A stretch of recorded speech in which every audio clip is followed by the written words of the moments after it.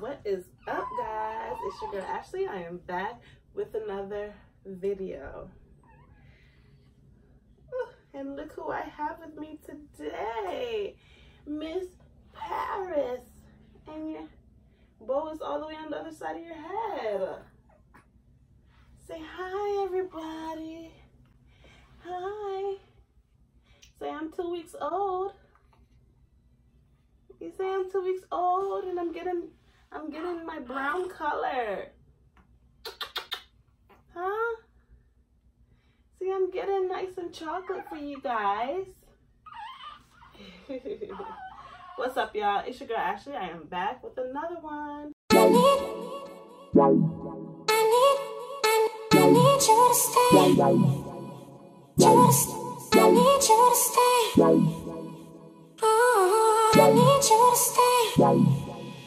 I need you to stay. I need you to stay.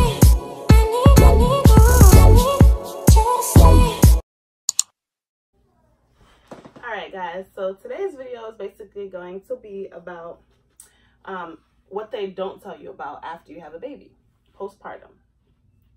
Postpartum can come with many different things, but I'm just going to go over the things that happened to me and my experience with postpartum, and what happened after I delivered her with my body, mentally, and everything else. So I have a little list here of things to go over. So first I want to go over mentally what happened after I delivered. So I had a slight case of postpartum depression. I still do. I'm not really depressed, but I am antisocial in a way. Like a lot of people would like to come to see her, but I'm kind of standoffish when it comes to that. And I don't mean anyone any harm, but it's just I'm just not in the mood to be around people a lot. Like if someone were to come by the house and just stop by for a little bit and then leave, I'm totally fine. But if they're here for like hours or having like a drawn out conversation or something like that, it kind of affects me inside to where I kind of just go in my room and just close the door. I don't know, but short, cute, small, simple visits, stop by, you know, drop a little gift off, or even just to say hi or something like that, that's fine. But when it's drawn out, I can't take it. Attitude, I have a slight attitude. It's slight. I would say it's slight. I try not to get upset with anyone. I just try to keep it to a minimal. If I feel myself getting upset, then I'll just go in my room. But yeah, I do have like a slight attitude. And I lack patience. I don't have patience for much, so I don't really go anywhere. I don't really do many things. I don't really speak to a lot of people because my patience is very low. A lot of friends that I have, like they have certain type of personalities that I'm usually able to put up with, but like now I'm kind of like, all right, girl, I can't deal with you in this type of, I can't deal with you. All right, so just do what you got to do, and I'll do what I have to do. And that's just how I feel right now. And no love lost, but it's just like I can't put up with a lot of things that I would normally put up with.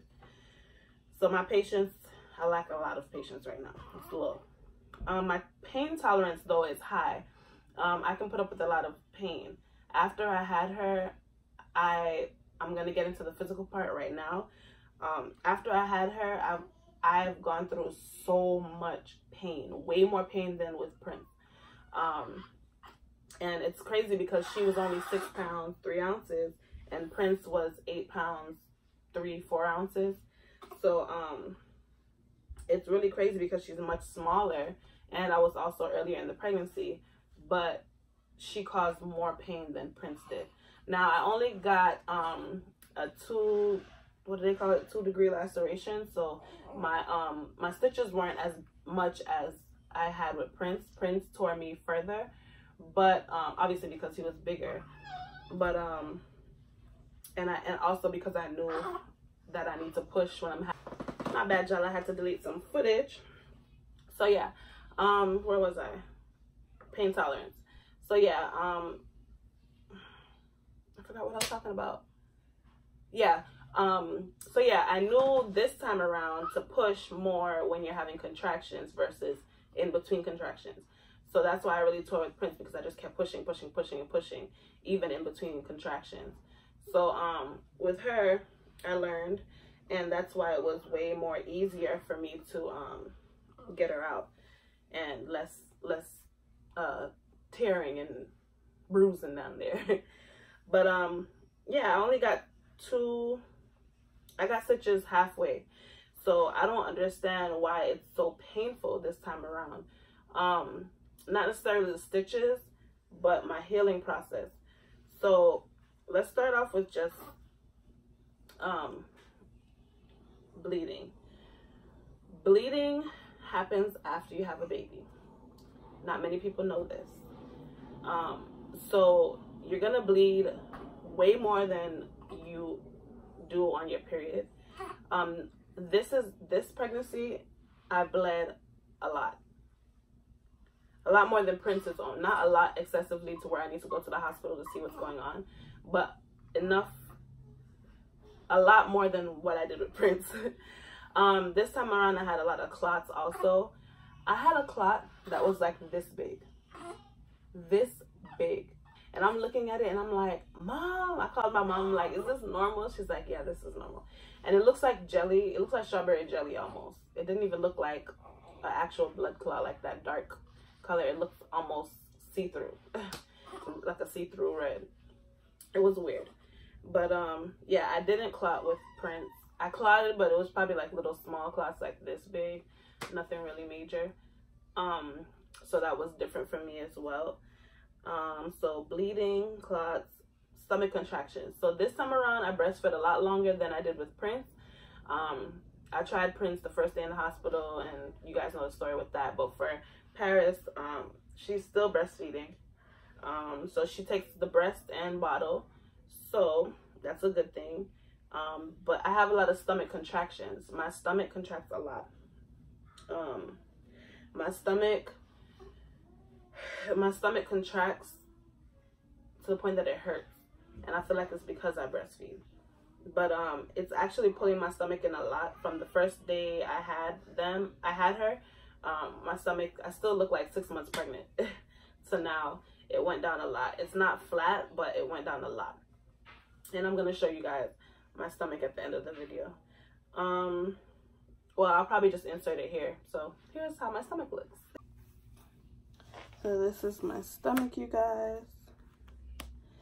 This is my stomach. If I suck it in, it can be flat. If I suck it in, if I let it back out, this is what I'm looking like. So it has a little jiggle to it.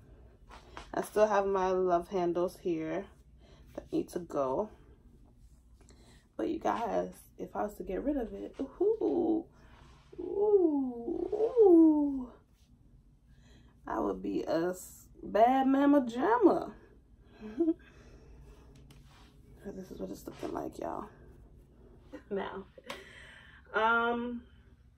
stitches. I wanted to go over my stitches. I put stitches on here. Oh, probably just want to tell you guys that I got less stitches this time than with Prince. Okay, so now let's get into drainage. Drainage is what happens after you've bled and clotted. It's just anything left over in your body that needs to come out is what drainage is. So it's, for me, it was more of like a brownish color. This is really TMI, guys. But this was an eye-opener for me because this never happened with Prince. I didn't experience this with Prince at all. I had a lot of, what's the matter, Miss Squealy? Miss Squealer? Miss Squealy Squealy Pants, what's going on?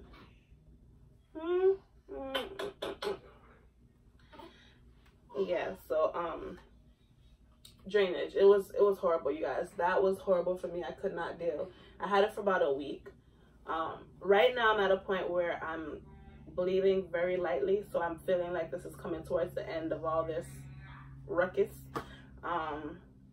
Yeah, so for the drainage, it smelled really, really horrible. I know that's TMI, you guys, but this is what is expected after you have a child.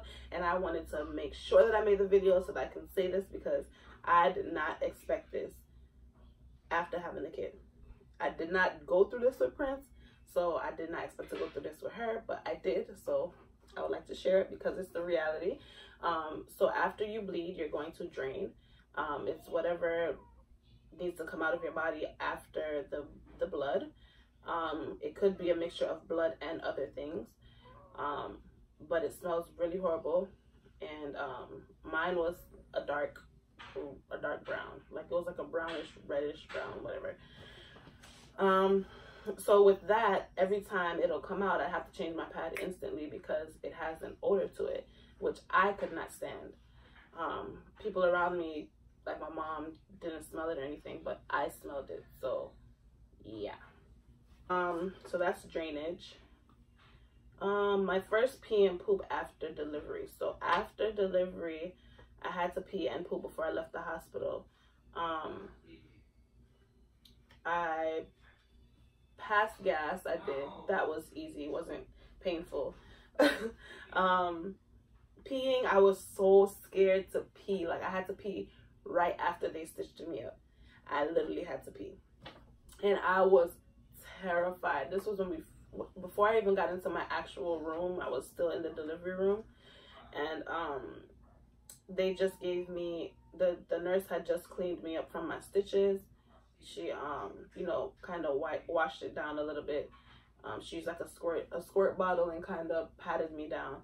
And then I said, oh my God, I have to pee. So I'm thinking, if it's dry down there and then I have to pee on it now, and she just cleaned it up, everything is clean, it's going to get disgusting. It's going to burn. It's gonna kill me. That's what I'm thinking. So they gave me a bedpan. I actually have one right here that they gave me to take home. I didn't use this, guys. This is brand new. So they gave me a bedpan like this in the hospital, and they told me to sit. I was actually laying down in the bed, and they put it underneath me, and then I had to pee in this. So I'm thinking it's gonna go down my stitches into the pan and burn the living daylights out of me. That's what I'm thinking in my head. But it wasn't that bad. It did not burn at all. I don't know if because it was kind of still numb or what it was, but it didn't burn. Yeah, so that was my first pee. My first poop, I was scared as well. I actually did not poop in the hospital, but because I passed gas, they allowed me to come home. But my first poop was, no, I'm lying. I did poop in the hospital. I pooped in the hospital. It wasn't bad. But my first poop at home was bad. But that's a whole nother story. So beware of pooping and peeing after having a child. I wanted to go over, let me show you guys a few of my lifesavers that's been helping me with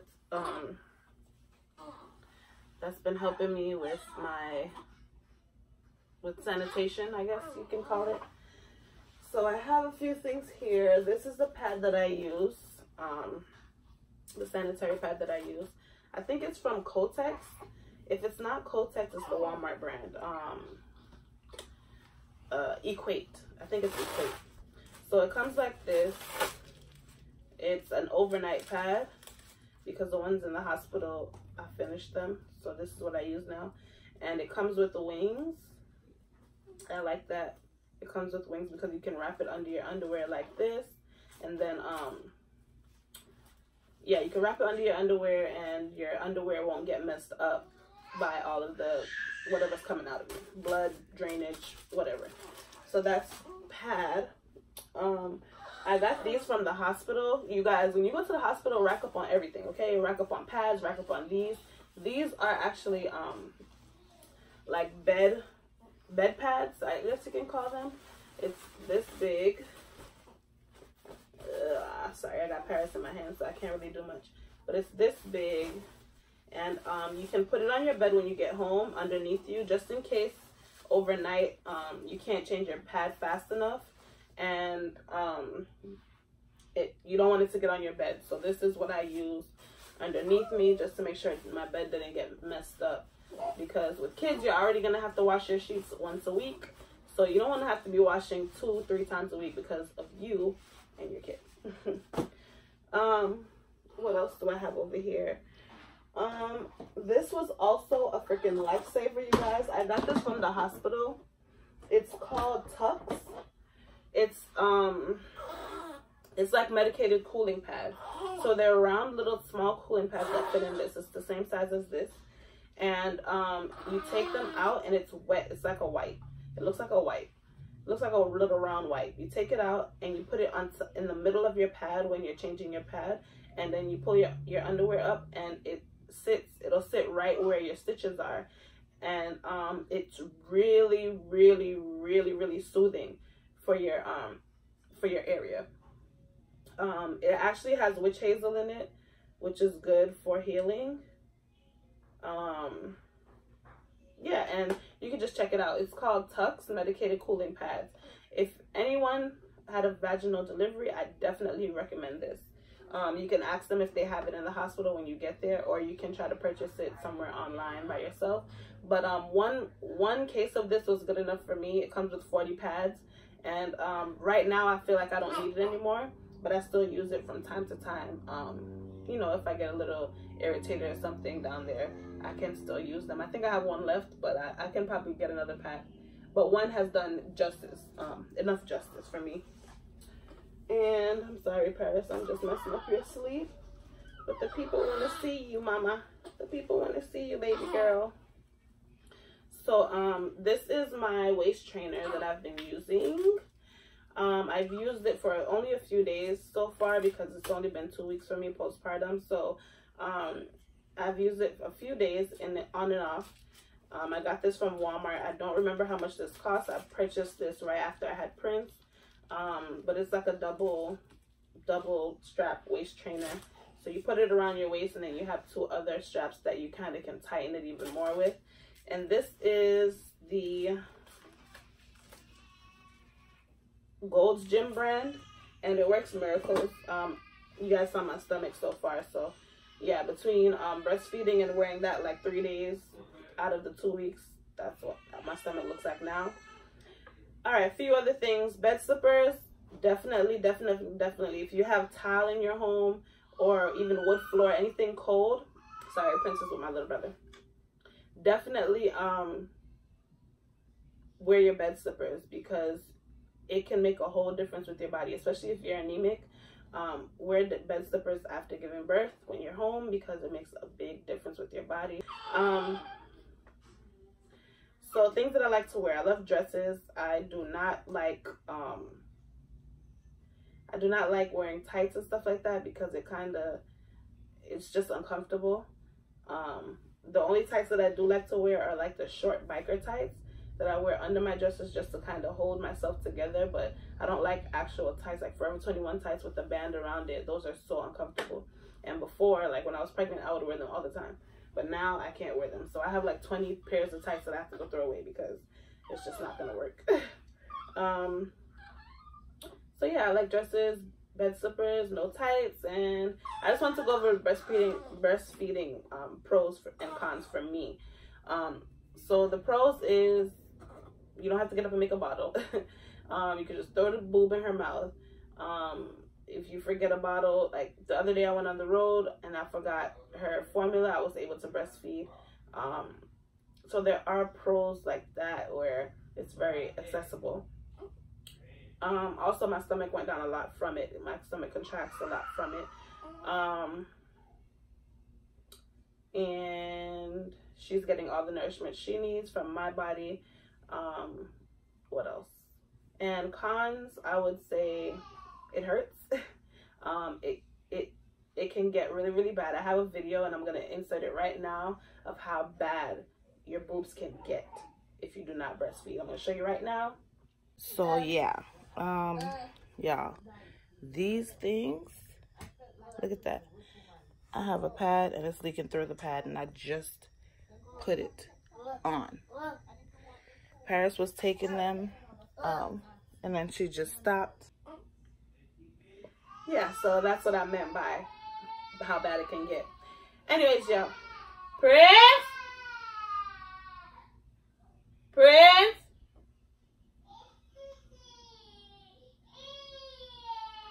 so Princey's crying, you guys. So I'm gonna go get him. I hope you guys enjoyed this video of me just telling you a little bit of what to expect after having a baby.